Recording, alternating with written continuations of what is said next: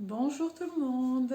Aujourd'hui, je voulais vous expliquer mon parcours, d'où je viens et pourquoi je suis là aujourd'hui, comment je suis devenue thérapeute, comment je suis devenue la meilleure version, ou en tout cas je suis en cours d'être la meilleure version de moi-même. Tout d'abord, j'ai eu une enfance que j'estime douloureuse. Alors je dis bien que j'estime parce que c'est tous à nos ressentis, bien entendu, hein, sans accuser qui que ce soit. Je me sentais incomprise, je me sentais le petit canard, le vilain petit canard. Et je me suis même demandé si j'étais adoptée. J'avais l'impression de rien valoir du tout et je n'avais pas construit ma confiance en moi. Donc comment dire, j'ai programmé dans mon inconscient, ben, comme quoi je ne valais rien, je n'avais pas confiance en moi. Donc, qu'est-ce qui s'est passé? Ben, j'ai attiré à moi des situations, des personnes qui chaque fois activaient ma blessure de l'abandon, ma blessure d'un manque de confiance en moi.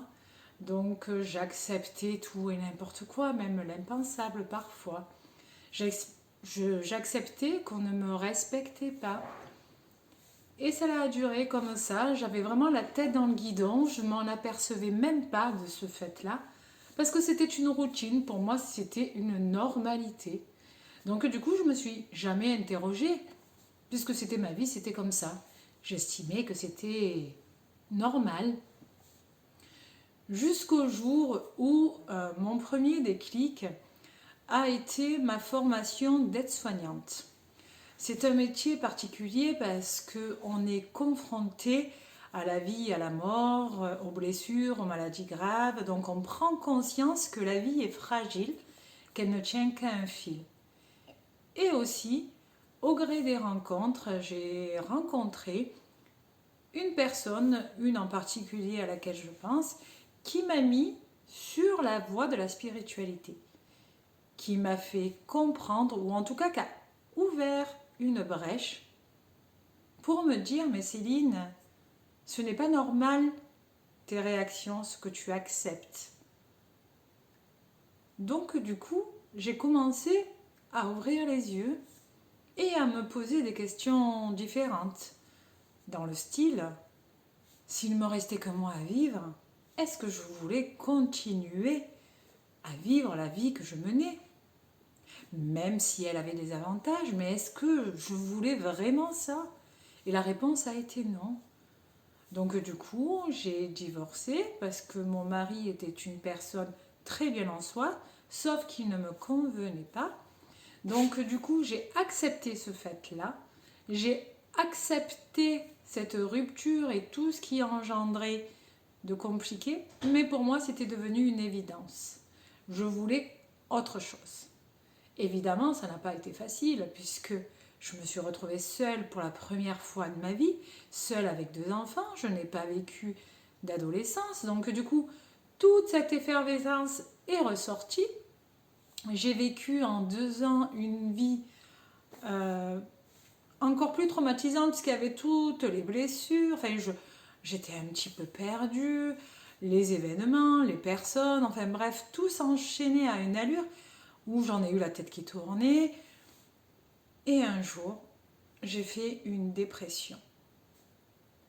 Et ça a tout rasé. Dans un premier temps, bien entendu, c'était douloureux, car je n'arrivais plus à gérer. Et ensuite, le calme. J'ai commencé à me poser d'autres genres de questions. Je me suis tournée vers des thérapies. Je suis allée voir des kinésiologues. Je suis allée voir des magnétiseurs. Et je suis allée voir également un hypnothérapeute. Et là, il a eu accès à mon inconscient, à tous mes traumatismes, à mes blessures, mais aussi et surtout à tout ce que j'avais en moi. Il m'a aidé, il m'a donné les clés pour reprendre confiance en moi, pour admettre que je valais beaucoup et que je méritais ce que je voulais. Oui, je le méritais.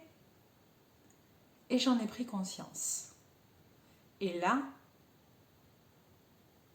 tout s'est découlé.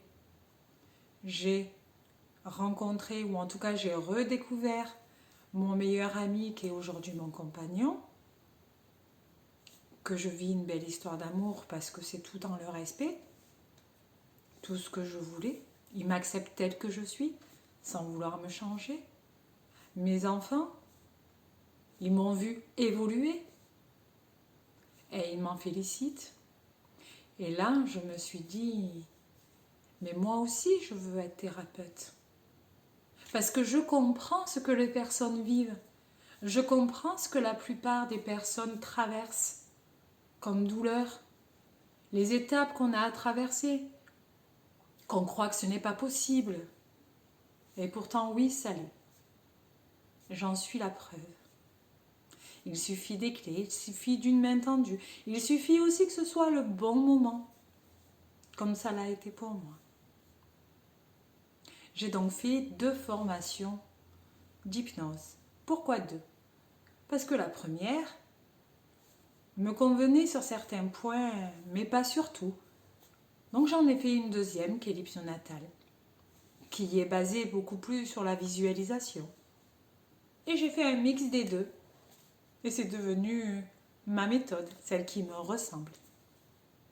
Et au gré des consultations, parfois il me manquait un outil.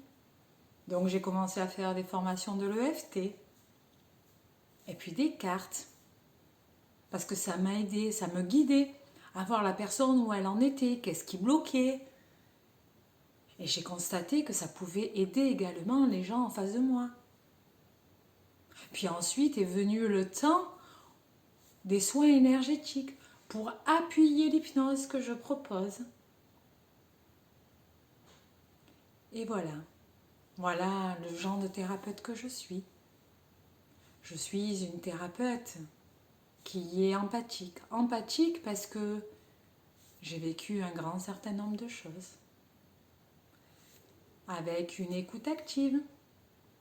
Je me base essentiellement sur mon vécu. Parce que parfois l'école de la vie est à mon sens beaucoup plus formateur. Et voilà, je suis quelqu'un de simple, de naturel.